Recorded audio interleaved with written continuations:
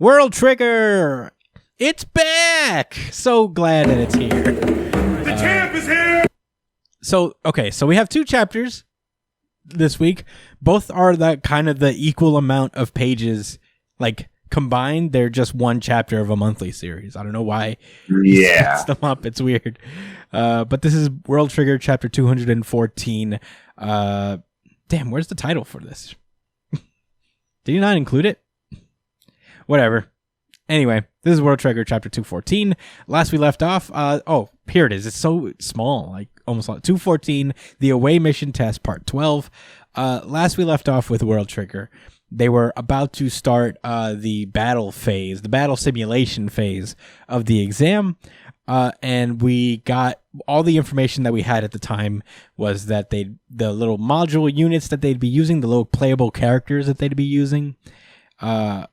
And now we go into the rules. A lot of this chapter and the next chapter is basically explaining how the game is set up and built.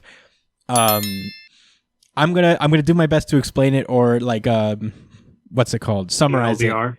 Huh? TLDR. Yeah, I'm gonna try to TLDR it because we can't go through it page by page because it's mostly explanation. Let me know if I missed anything because I did just read this on the train back home. So I'm gonna try to go as accurately as I can, but please don't hesitate to let me know if I missed anything in the comments or whatever, or if you guys understood something better than I did. So first of all, there's gonna be 2 days. There's gonna be 3 days of battle sims, and every day they're gonna be facing each squad at least one time. So there's gonna be 10 matches a day. Every match is about 20 minutes. If you want to get real granular about it, every match is like 16 minutes and 30 seconds or some shit. So there, as the day goes by, the points for winning gradually increases. It kind of doubles. The first day is 50 points. The second day is 100, and the third day is 200. And there's no points for losing, obviously, but there is points for drawing, which go 2, 20, and 40 from the first to the third day. They boot the software itself, and it's very the next pages are very Ashihara-esque, where it's a very intricately designed video game. Oh, Hickman would love this. Oh my god, he'd lose his fucking mind. Yes, the information. Yes. You too set it aside and break it down. Yes. Yes. Every one of my characters would excel at this game. Okay, so every character in the every unit or character basically has their own setup of stats. Osamu on his team has the lowest amount of Tryon. And everybody has these things called action tokens. And basically the name of the game is that both squads will have 150 seconds to decide inputs for all units. So essentially they'll be moving across this game board or the map of the video game. And the opposing squad will be doing the same until they converge, and the stronger of the two characters based on their stats will win the battle, is how I see. So, and basically at the end of the day, whichever squad has the most units at the end of the match, they win. The way this works is that you have these action tokens. Every character has a set amount. Osamu has like 13, Katori has 16, and so on and so forth. Those action tokens are basically all the moves you can make within one turn. So you have to plan out a route, and every move you make on that route costs an action token until you clash with somebody. And then the attack that it takes like one action token to attack or defend. So there's that. There's these cones that first of all, you can't see. There's like a field of vision for your unit. They can only see past a certain amount of the map. So the portions of the map they can't see are shaded, but they can track people via a radar on their side.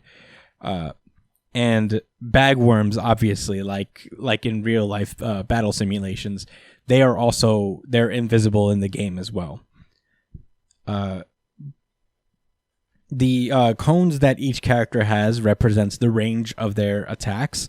So, for example, Osamu has a Ray Gust. It's a close to, I guess, medium-ish range weapon, depending on how you use it. Melee weapon. Yeah, it's a melee weapon. So it only has a short range, but his sub-triggers, like his spider, I imagine his spider triggers in it, his bullets, his Triumph bullets, they all use that. So if an enemy enters the range of this cone, they automatically get attacked. And I guess depending on where their sub-trigger is pointed at any given time, they can defend that attack that they wandered into. And sniper triggers have like a very narrow but very long cone to represent, their range as a sniper. Right. So, yeah, there's also a mechanic. So, hey, if, say, like, two teams, their routes are completely different and they don't ever intersect, what would happen then? Well, in theory, there's a homing mechanic where you can go just straight to the first detected opponent in your area. Katori basically just uses a bunch of homing movements just to immediately lock on. They do this little test. It's Suba and Katori versus the sniper. I forget his name right now, and Osamu. Isn't it Oki? Oji? Oki. I think it's Oki because Oji is a captain. Oh, right. So yeah, Oki and Osamu are running around. Katori finds Osamu's unit, but Osamu retreats and draws. Oh, and she's vexed. Yeah, basically draws Katori into his. Why running, little bitch?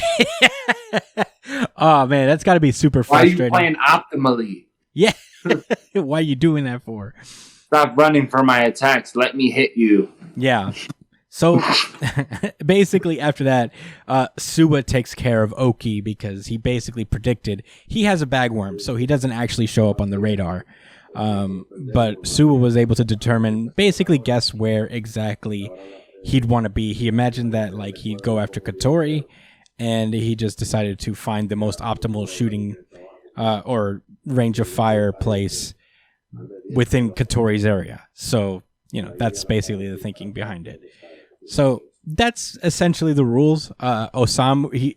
Suba is like, "You feeling good about this, Mikumo?" And Osamu's like, "Oh, I could actually do a lot with this. This is pretty cool. This is basically based around my skill set, which is dope strategy." Right. What's funny is that people were concerned, like they were a little concerned about it before they actually got their hands on it. They were like concerned that Osamu might not have been able to do much. Mm-hmm. Well, but it just adds more strategic layer actually compared to real life stuff. Yeah. Well, it's interesting because in my opinion, the way I look at this is like what Mikumo represents at the moment, right? Is a player who is control of a character. Like let's say you're playing like a fighting game, right? And there's like a character that's a high tier character versus a low tier character. Mm-hmm. You know what I'm saying? If you ran with, if you had two equally skilled people that fought each other with those characters, you say generally speaking, the better character will win. But in this case, there's varying, like within all of the different squad members in the various teams, there's varying levels of IQ and skill sets and how they're gonna like interpret and look at the game. So, this Mikumo is still clearly limited because of his stats. Like that, there's no getting around that. But he has an opportunity to still outplay his competition. That, and that's why I feel like it's important to specify that he is limited. It's not like this is like like an advantage for Mikumo or nothing like that. It is just a situation that is a little bit easier to thrive in than like a head-to-head combat where you had to make a decision or get your head chopped off. Yeah, I agree. And it's a really cool stimulation. I think the point is to see strategy on the fly and how to look at battle in a different way. And I think that's what the administrators are going to be looking for. Yeah, I think so. I think that it demonstrated too when Osamu caught Katori real fast by basically drawing her over to where Oki was. Right, caught her with the snipe. Yeah, with the Okie doke sniper special, like he was doing with his homegirl Chica. Anyway. Oh, I love that. Yeah, to that mad time, he's like, man, this shit. You ready, Oki? Oh, but God. This guy Kakazaki, what's his name? Suwa? Isua. Wow, I was. Kakizaki's the other guy. It's been a while. Yeah. Hey. It's been a while. It's been a little while. Yeah. The Okie dokie sniper special. I love that so much. And that's honestly the end of chapter 214. It's a lot of rules. It's 23 pages of rules, basically. But we wouldn't. Honestly, they should just combine these chapters because it's kind of clear that I don't know these chapters kind of depend on each other to exist. Maybe if this was weekly and they only released these two chapters separately, 2 different weeks, I feel like this chapter would have been a little underwhelming. Yeah, I think it's a manga volume thing, probably. He wants to arrange it in a certain way where the volumes are structured a certain way. Maybe that's why. I couldn't think of any other reason why he splits it into 2 every week. Or every month, I mean. But in any case, yeah, that's ostensibly the end of chapter 214, and we move on to chapter 215, the away mission test, part 13, and it's essentially a reaction amongst the other squads as well. The Suwa squad decides to, because they don't have to actually do battle for a while now, so they're going to get their universal assignments out of the way, and all the work that they've been doing already. They're going to start getting a leg up on that until it's time to do some more battle sim practice. And we see that Tachikawa and Izumi are kind of asking questions of their own about their own judging things. So apparently they can look back at tape of previous moments in the exam and rescore based on any information that they glean from those tapes, because they have time while the guys are doing their universal assignments. They have some downtime. They can look back and change their minds about certain things. So they do that basically. They can also look into other squads as long as they go back to previous tape of data, because I think every squad is assigned another squad, so maybe they can't all judge every squad. In any case, we cut back to Utagawa squad where Yuma learns about a close quarters combo, which is if you and an ally is attacking an enemy within the range of your blade trigger, your unit will automatically perform a follow-up attack to your ally's attack, which is basically what Yuma does already. It's kind of cool. I actually, one of the things that's interesting about this game is that they do customize it looks like, based on the units. So every unit has a specialty that they can kind of sort of use. Yuma has this close quarters combo, and this very kind of the same thing he does on the field a lot of the time as well. Oh, are these assigned to specific characters? I don't know. That's what I'm gleaning from it, because Hughes gets one as well, as we find out later. Hughes gets a penchant for Kogetsu, which is if he has a Kogetsu in his loadout, then he gets double the action tokens. What? Yeah. That's crazy. Yeah, it's kind of busted. That's crazy. That's what I would use. I would use Husei based on everything I've seen so far. Yeah, but he's S tier. Yeah, I think you can really only use yourself and a couple of A rank agents as a backup character. in case I guess your unit gets destroyed at a given point. Yo, they stunned what's his name? Tachikawa. He had to do with the two swords. Yeah, that's Tachikawa. Yeah, we had this little moment after Yuma is like, oh, I think I like this game a lot. I think this game is for me. We find out that Ninomiya is like, I'm not going to tell you guys anything. I'm going to like trust you guys to draw on your battle experience to fucking, do the thing and win this game for us. Not going to hold your hands. Mm-hmm. You got to hold it down. Yeah. And when choosing their backup units, they basically they suggest like, hey, given our skill set, maybe we should have an attacker on our team. We should get Tachikawa. He's like the #1 agent in Border. And he's like, nah, not Tachikawa. My squad has no need of him. And they pick Kazama to be the backup unit, who is the A rank #3 captain. He's the short one that fought Osamu a while back. Outside, Tachikawa's like, and Ninomiya loses points for that. Petty King. We learn about Huse's upgrade. He's still playing like the I can't understand Japanese because I'm Canadian thing. So he's doing that. Totally not alien. Yeah, no, not an alien at all. I promise. I only have to live in a Tryon body forever, but not an alien. I'm one of you guys. I still remember back where he's like, no, Canadians just don't sleep in the same room as other people. That was one of the best things ever. World Trigger. Yo, yeah, I should have a wilded out. Like, why'd you do that to Canadians? They got you tight, bro. They striking your shit now. Yeah. Winnipeg. And Quebec. Toronto. Quebec. Quebec. Quebec. All right. Back at Suwa Squad. Back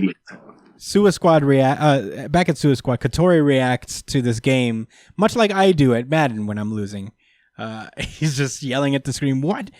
Freaking game! This game is garbage!" She's so sick. Yeah, because you can't catch. This game is dog shit. Yeah, she's like, "Why can't I ever?" He's raging right now.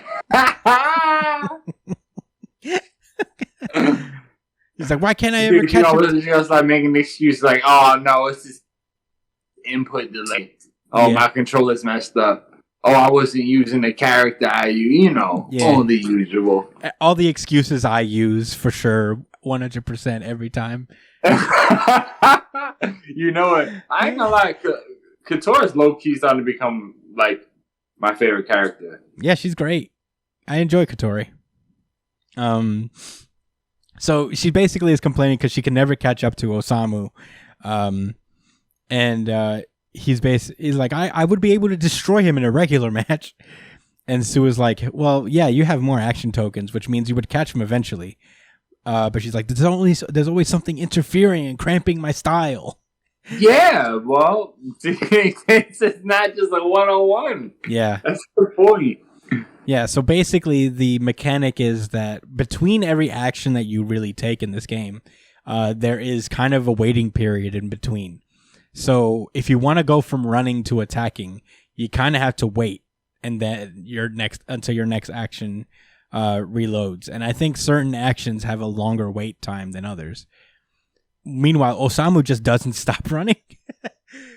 He just doesn't stop evading at all. He doesn't stop to do anything else. Oh, so, certain things have a longer cooldown than others. Yeah, I think so.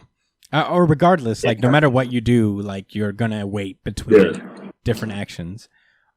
Defending also triggers a cooldown. So Oki basically explains well, if we could surround someone and just spam the bullet trigger, they'll be just stuck for a while because they have to defend and they can't really escape because there's a waiting period in between actions. Osamu brings up the thing about how we have a set amount of actions that we could take per turn, and a lot of those actions has to be the route that we plan. But if we're stopped along our route by a battle, then we can run out of action tokens before we finish our route, which would probably fuck us up. Even if we do survive, there'll probably be a like waiting period. We have to wait till the next turn in order for us to like reload and have action tokens to use again. Yeah, you got to be you can't be reckless with your moves because you have to also consider the fact that you could be a sitting duck if you kind of put yourself out there too much. It really reminds me of MOBA gameplay. I don't know if you've ever played much of that game style, Chris, but like I learned that in that game, you can't just go out there and be guns a blazing. I don't know, like Broadway Joe. You know what I'm saying? Like big bully on the block. You're gonna get smoked. You're gonna get jumped. Who's Broadway Joe? Namath? Joe Namath? Oh. I don't know. I try to think of someone flashy that just taking the world on by themselves. Rambo? You know? I would go with Rambo. He-Man. I would go with Rambo. You can't Rambo, sure. Right, yeah. You're gonna get clipped. Brian will tell you've played MOBA style games before, right? Somewhat. Yeah. Yeah, so you know. What happens when you go out there? You get fucking clipped. You get clipped without your teammates, right? Yeah, I mean, I'm not a gamer, so, you know, this chapter would probably be more your guys' especially than mine. But in any case, basically the operator of the team is basically like, that's true. That's why we have to use the first half of our actions to cover what needs to get done for that turn, so the second half can be spent preparing for the next turn. Wait, so does that mean that it doesn't restock between turns? I need to look at that again. I feel like they say what page was that on? The page 10. He says basically we'll have to use half of our actions to get for what needs to be done on that turn, so the second half can be spent preparing for the next turn. I thought like the action tokens kind of restock between turns, but I could be wrong about that. Maybe that's what you're saying is you have to plan out. Like you only get so many actions per single turn, right? Yeah. And what they're saying is it's not smart, it's not really wise to kind of set out a plan where you rely on each of your action tokens to get somewhere, because you're bound to run into trouble where you're going to have to spend some of them action tokens, whether to fight or to defend. Mm-hmm. So, like, what they're saying is we should go in to the situation as far as, I think what they're speaking about is for the sake of mobility and getting around if they're trying to get to a certain spot, to only rely on maybe half of their action tokens and always reserve the other half for the possibility that they'll get caught up. No, that's how I understood it. That makes sense, you know? Because if they end up staying in a fight and, like, you know, like hankering down, then it doesn't really matter where else they was trying to go. They're going to just use up all their action tokens in that fight, right? But if the priority is to get somewhere to a certain spot, like if you're a sniper, for example, right, and you need to assist your teammate or something like that, or if you're a shooter, I guess, if you have a certain amount of range, you know, you need to get to that spot. That's more, you know, you getting there to support your teammate is more important than you fighting against the other teammate. So maybe you want to make sure you just defend, take a step, defend, take a step, defend, take a step. You get, you know, it's just about mapping out your movements. Yeah. Because you only have so much. And I believe they do replenish every turn. Yeah, that's what I understood. I felt like maybe the wording was off on that, because I thought like the second half of the action points will be used preparing for the next turn. Maybe I just like kind of misread that, but I understood it the way that you just explained it. That like the idea is to be more economical about using their actions so that they have enough to defend themselves in a fight. Because defending and attacking, be more conservative. You know, to be conservative about it. Yeah, defending and attacking is like automatic. So no matter what your route is, if someone comes in your area, you're either attacking or defending. Right, you have no control of that. Yeah. But in any case, basically they get their first match for the day, and they're going up against Mizukami's squad. So we cut over to them, and this is wild. So they're doing like their assignments, and Mizukami is like, "Hey, not to be a jerk, but I'm gonna need to hunker down and focus now. Could you guys not bug me for a while?" And they're like, "Really? You're having trouble with your assignments?" "Yeah, kinda." And he's actually got the game up before his squad. And remember that Mizukami is the one who didn't tell his squad anything about the battle portion. So yeah, you're right. I didn't thank you for reminding me about that. So that's interesting. So is he about to play this shit by himself? He goes easy. He goes, "Anywho, time to do this thing." And he's about to play Osamu's squad by himself? Is that the implication here? Wow, that's what he's... Yeah, right, that's Mizu... yeah. Yeah, it's Mizukami. Shady Kami, more like it. Wow, that is pretty... Why? Why is he not, like, looping his team in? Well, this raises a question that, like, can he have control over all of the players? Maybe. Instead of like it being like could he control like multiple units at once? I mean, I'm assuming that would have to be the case, right? I mean, if you look at his unit count, he has himself, and he has it looks like damn, that sniper kid. I don't know why I'm blanking on his name. Yeah, the combo sniper. Yeah, he can attack and snipe. That dude that. The girl. Well, yeah. The point is, he is loading up the game by himself. So I guess you can control multiple units. Whereas with Osamu's squad, they're controlling their own individual units. Right? Yeah. Wow. This is interesting. He's about. I mean, you can. I'm not gonna lie. That doesn't necessarily mean he's going to be at a disadvantage. Yeah. Because sometimes, multiple heads can kind, you know what I'm saying? There's too many conflicting ideas that can like make them disorganized. Where he's, by default, much more unified in all of his units' movements. Yeah. Like you don't have someone like Kitora flying off the handle and making a brash decision because she's like, "Ooh, I want to get this kill real quick," and you deviate. Yeah, no, I agree with that. I'm trying to find out where Mizukami ranked in the in the first overall checky thing, like the first exam. The test, yeah. Because I'm kind of recalling. I want to see how he did on the special exam because he was talking about before he started playing the game. Mizukami was in first place.